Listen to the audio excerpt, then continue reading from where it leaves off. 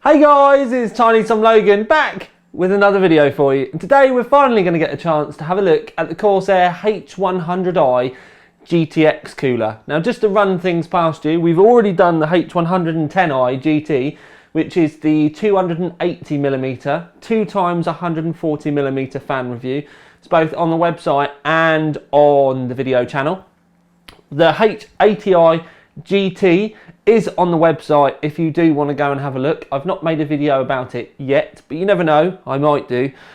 But the H100i GTX has just arrived, so we're going to get into the thick of it, get down and dirty with Corsair's latest 240mm AIO cooler, all in one water cooling unit, and it's two 120mm fans on this one, and it's also we're going to say the bigger brother because Corsair don't like us saying it's replacing the H100i, which is the best selling water cooling unit of all time, and it's just such a strong thing. They've basically brought out like a higher end version of it, is probably the way that they'd like me to call it.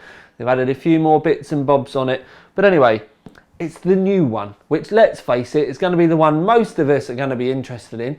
So let's see how it performs, but before we move on to do that, let's have a look at how it looks. As you can see, this thing is so new, I've not even taken the plastic off of it yet. So we're doing it all with you so you can see the box losing its plastic virginity. Oh yeah! So, dun dun dun. There we go. Popping it all open. It's all very familiar. If you've had a Corsair AIO before, you're going to be used to what comes inside. These are going to be your fans. These are your SP120Ls, and essentially they are like the SP120s, apart from they're like the cheaper version, but also they've got a much wider RPM spectrum. They go quite low, but they also go really high on the RPMs as well. I could tell you if I'd looked on the box what the RPM's got. So I think it's 2,400 and something. It's high. That's all we need to worry about. I'm going to put that over there.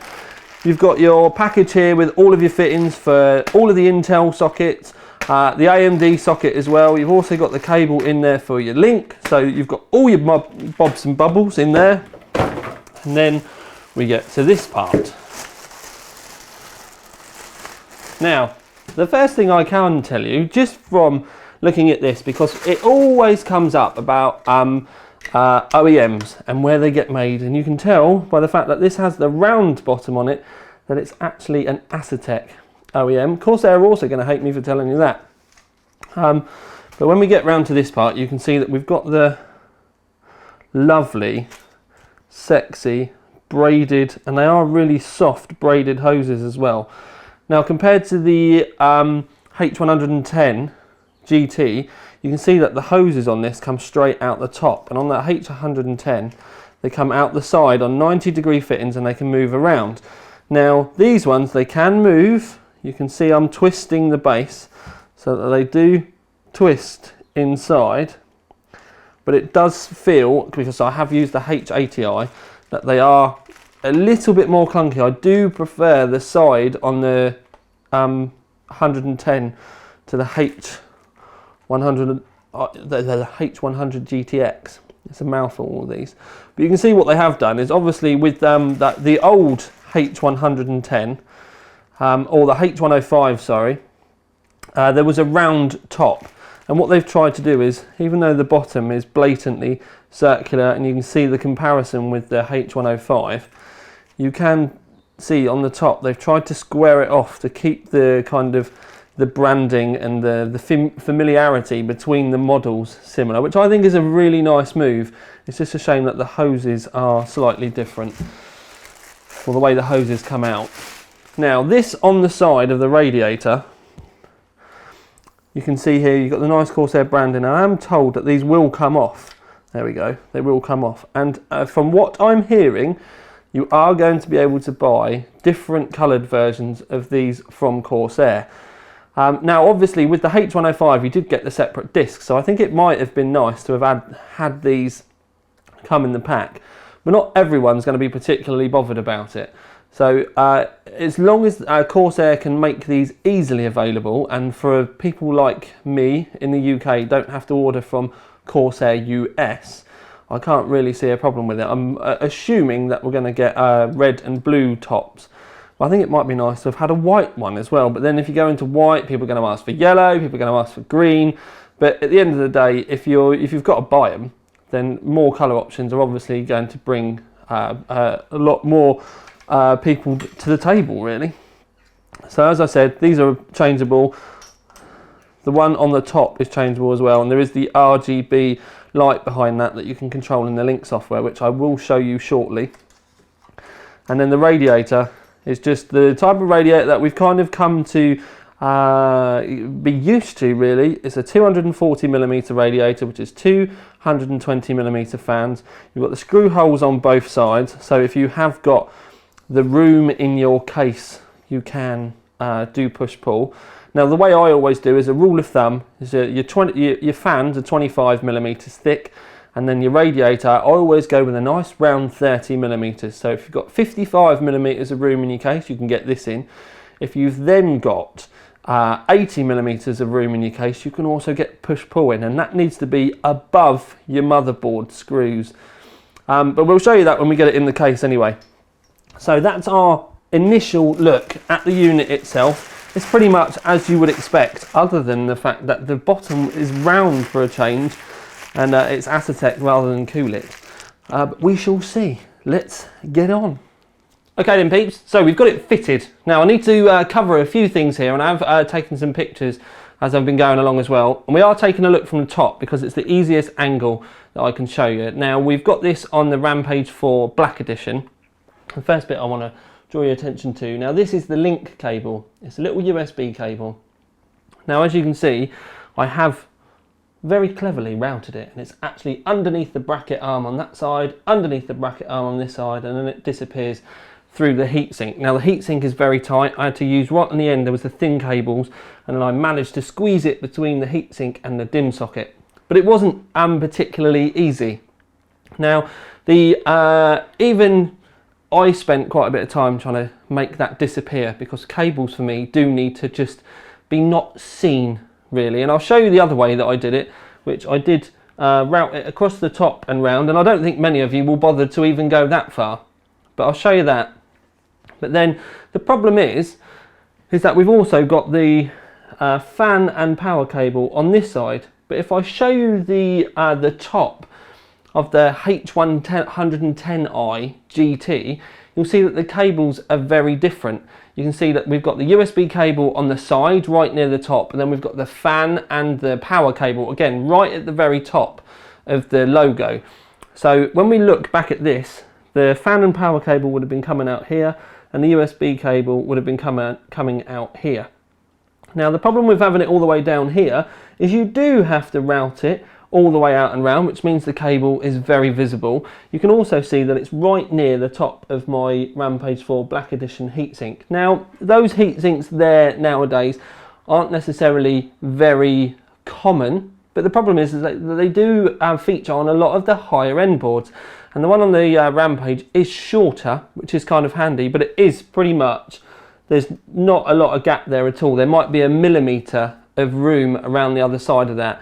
So if you did have a motherboard with a heatsink there, and we're planning on using the Link, you might not actually be able to get it fitted. Now either, you know what I mean, Corsair have got to change that cable, but to be honest with you, I don't think this should have been here in the first place.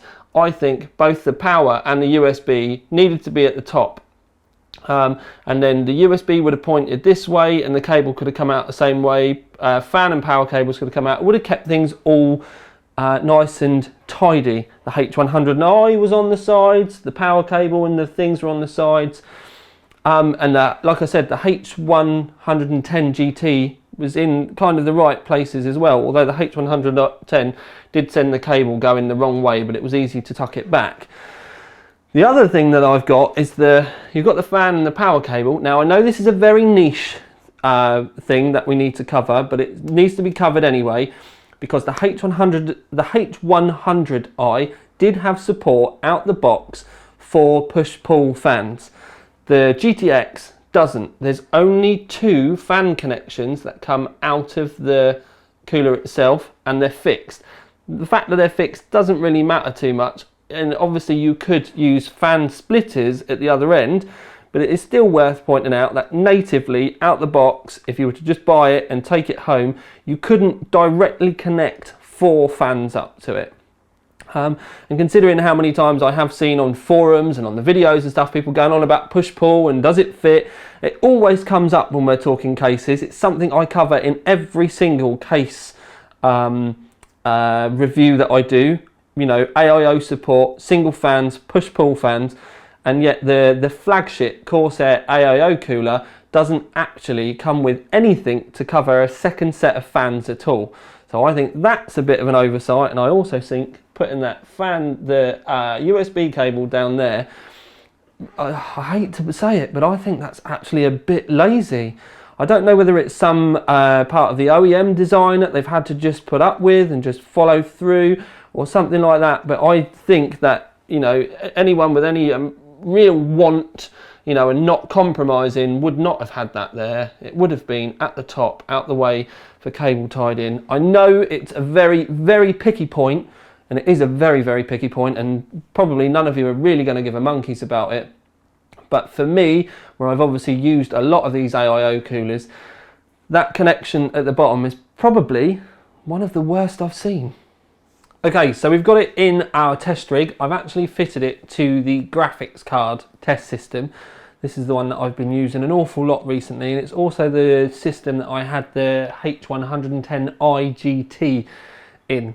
What I have done is, just so that you can see it in the video, I've got the fans above sucking the air out.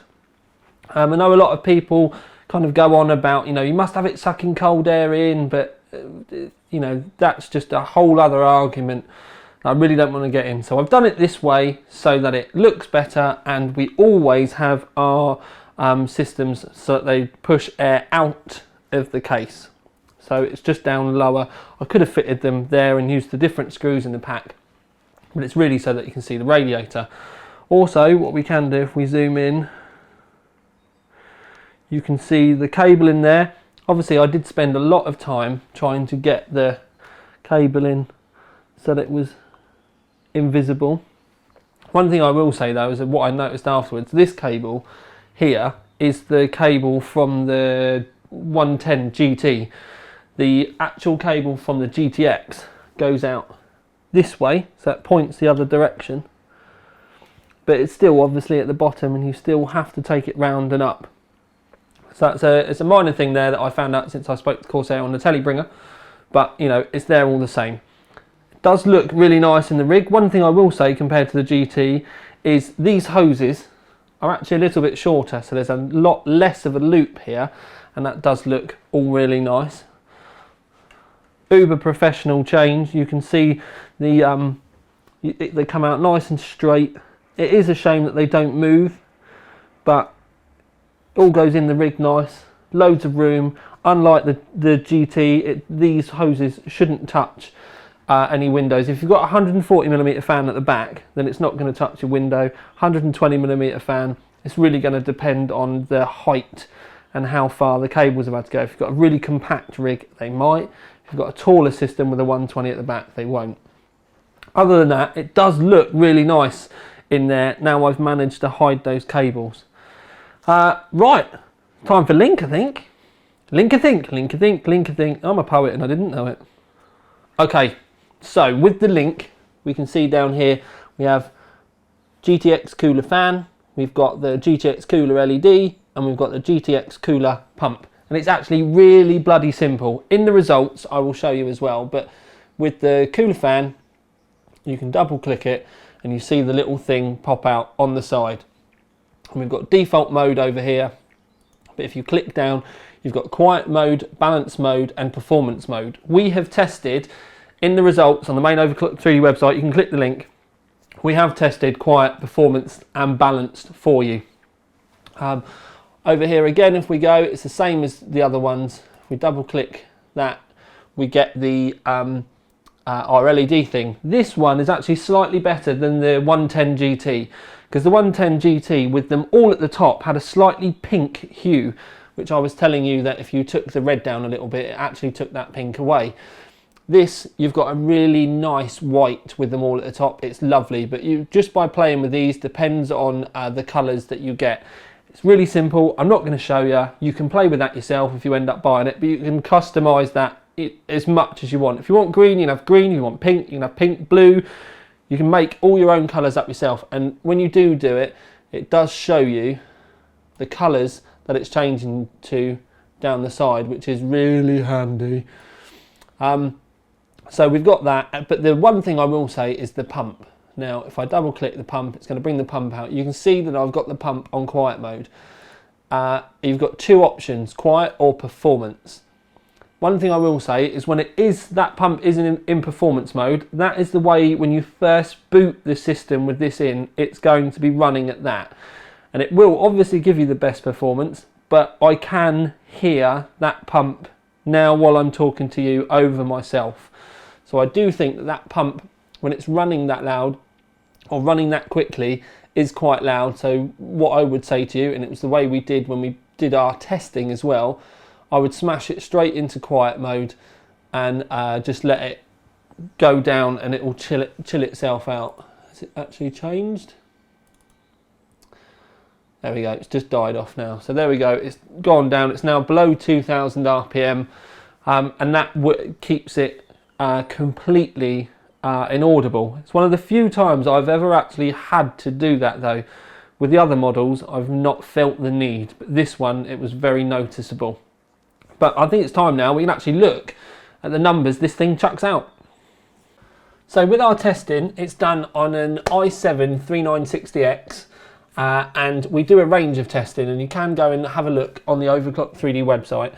And you can see all of the other results that we do. We even do an undervolting test on this CPU to give you a kind of an idea for a lower end CPU as well. We do choose this because it can put an immense amount of heat out. So I'm going to show you the 4.4 gigahertz graph, because this graph you can see we have all of the results in. And by that I mean we've got the maximum, the balance and the silence. The maximum at the top, if you have a look, is only really bettered by the GT, which is the H110, which is the 140mm fan version, but we've got the silent there as well, and you can see that there really is only about 5 or 6 degrees difference between the full all-out, full RPM version, and then the really quiet, silent, nice and sensible version. And you can obviously look at all the other ones in between that you want to have a look at, all the other different brands. When we go on to the 4.6 gigahertz test, now this graph is a lot shorter because not many things actually make this graph. Generally with this, it's either you're on absolutely, you're on an epic system, or it's making a lot of noise. So when you have a look towards the top of the graph, again, you've got the H100i GT there, absolutely tops the graph, even beat a 360mm radiator there. And you can see that it's significantly above the H100i as well. But we've managed to get the maximum and balanced. And if you have a look at the balanced, it's only just slightly behind the H100i maximum. And that's obviously going to be down to advancements with the cold plate and the pump. So that's our results. You can make your mind up what you think about all of the items in between, above or below. I think it's now time for us to get things wrapped up and in a nice and tidy conclusion. Right then peeps, on to a conclusion, and the first thing I'm going to say is if you click the link to go and have a look at all the graphs, results, more pictures and stuff in the full written review on the Overclock 3D website. But we're going to be talking about the GTX, and you want to know an award first. So we're going to give it the Performance Award. Now a lot of you are going to kind of be wondering why it's not got the Gold Award. Some of you may be a little bit surprised of why it's not got the Gold Award as well. Now it's a brilliant unit, don't get me wrong. You can see the difference between the H100i and the H100i GTX. That the H100i needed to be at maximum to be in that graph, and yet the H100i GTX, you actually had the good balance results in there that was still right near the top of the graph. So the performance is there, and you've got the cold plate advancements and the fans to thank for that. The reason why I personally marked it down are very picky, and I do mean immensely picky, but I've obviously spent a lot of time playing around with Corsair AIOs over the years, because it has been years now, there's a couple of things that stick in my teeth with this. Now, if they don't contend to you, they don't bother you, just ignore me and just call me an old fuddy-duddy. But the link USB at the bottom is something that I'm not completely comfortable with, because I spent a lot of time getting that cable all routed round and making it all look tidy, and you can see that you can get it hidden so you don't have to worry about it. But for me, I think at the bottom is in the wrong place. It should have either been at the top or on either one of the sides, just like the 10 GT or the H100i. I think it should have been kind of nicked in at the side or even at the top. The other thing that I was a bit confuddled about is when the H100i was first released, it came with like modular clips that you could clip into the top, so you could decide how many fans that you wanted to run. Each one of the clips, it came with 2, but each one of the clips had 2 fan connectors on it, so that if you wanted to, you could smash the second one in and you could run push-pull, and that would all link in with the Corsair Link software. With this, it's hardwired that you've only got 2 cable connections. Now, I'm supposing that you could use fan splitters and stuff if you wanted to run a second set of fans on there, but it doesn't come with any of that in the box. So it's not something I can test or really comment about, or even if, you know, Corsair Link will go absolutely wibble if you add extra fans on there. But it's something that I've just realised I've got my mic hanging out the top. It's something that I feel that's... I know not a lot of people are going to want to use it, and the masses are going to just run it with the fans that come out of the box. But those enthusiasts among us that look to these things, you know, we might have a H100i and we're looking to see whether we should be buying the GTX. If you're one of those and you've got 2 sets of fans, then this is something that you're going to be going, well, you know, what am I meant to do now? And the strict answer with it is, I don't know. Maybe they've done it just to make it a more simplified product. But I think that's something for all of us, like I said, high-end peeps, because normally I would have done a push-pull test in one of these if the cables had been there, because I could have used another set of the fans, because, you know, I've got a few of them kicking around. At the end of the day, I've got the H80 GT here as well. I could have taken the fans out of that and we could have had a push-pull test done, but it's not there. So, like I said, it is very finicky. It's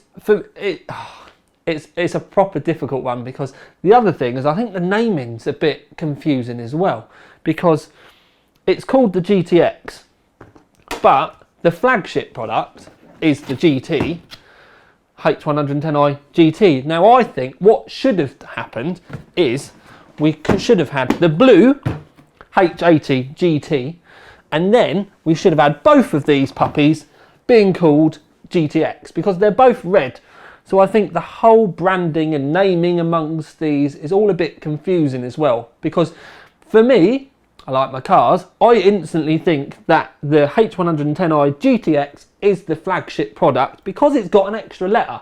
The X makes all the difference. Let's face it, if it's your ex-girlfriend or you're on an XXX website, the X makes all the difference.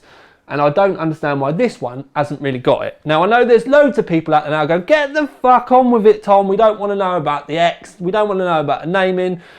But I think it's all a part of it. I think it's all a bit confused. So the naming side of it, and especially the colours, I think that blue should have been GT, and I think red should have been GTX. Would have made a lot more sense. As far as I'm concerned, like I said, it's a brilliant unit. And if you could take the like the cold plate section, the pump section, or whatever from the H110 GT and mate it to this radiator, or take the H100i GTX and then just put it on a 120mm radiator, because obviously try and keep things so that you understand. This one that we've reviewed today is a 120mm rad. This is the one that everyone is probably going to want to buy, because the 240mm radiator is such a pretty much all the cases out there now support it. It's only really the proper low-end cases that are going to be like 50 or 60 quid won't have a 240 radiator option, you know, to be able to mount it. Pretty much all the others do. This one is a little bit more difficult because it's a 280mm radiator, lots less cases fit it. So if we could take the pump plate from this one and just give it a 240mm radiator, I think we would have like the perfect match, because then you'll have the easier cabling on this, you'll have the hoses that can move, it will kind of mix the best of both worlds. So that's really my thought, and it's very confusing for me to try and get these out in a way that makes sense, because all my brain does is kind of fart information out all over the place, and I'm kind of relying on you guys to kind of take what I'm saying and then make it sound sensible, because at the moment even I think I'm sounding a little bit mental. So I'm going to try and recap. Performance award is what it got, because the performance is there, it's done brilliantly. It's just when you kind of add all the different bits of the packaging in itself, I didn't think it was quite worth that gold award, and that's why we just gave it that performance award. If you were to take the best of the H110, which I would say is the cooling plate, the actual pump block bit, and nail that onto this, then I would have happily given it the gold and the performance award. But then again, when you think about it, this is the flagship one, so that's kind of why, you know, it's got all the extra bells and whistles and all the bendy bits and stuff. But if you're looking for a 240mm AIO, the Link software is brilliant. You've got the RGB that you can change. You can change the pump settings in there now, whereas with the older models you couldn't. You've obviously got the fan control settings. We only tested the manual set ones. You can actually go in there and set your own personal ones up and completely change the performance of this and keep it so quiet. But you do just have to put, you know, a little bit of time into it. And then, like I said, the only real negative point I've got is if you're going to be running the Link and everything, you're going to have to spend a bit of time trying to hide those cables so that you don't end up with spaghetti junction spoiling what could be a brilliant rig. But for now, at least, hopefully I've managed to get all of my thoughts out. I know I'm kind of telling Corsair to go and make products that aren't even there, but that's just me trying to get my thoughts about, you know, the different systems, because obviously the coolers are from different OEMs and stuff like that. So that's where I am. I could go as far as to say I think they should have made a Cool-It H100, but I probably shouldn't do. Shit. Oh dear. But anyway, we've got there. I'm going to put the boxes up. It's got a performance award. At the end of the day, it's brilliant. It's just, I think it needs a little bit more polish. But for now, at least, this is Tiny Tom Logan with probably what's going to end up being quite a surprising review for you. Out.